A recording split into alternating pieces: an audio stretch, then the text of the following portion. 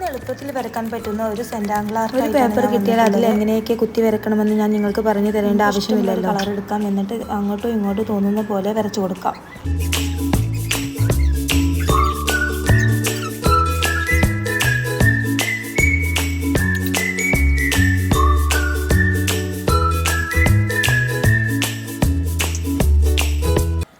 കേൾവിൻ line വരച്ചു കഴിഞ്ഞാൽ അതിന്റെ അറ്റത്തു കൂടെ മാർക്കർ വെച്ച് ഒന്നും കൂടെ കട്ടിയിൽ ബോർഡർ വരച്ച് അതൊരു ഫ്ലവർ ആക്കി എടുക്കാം.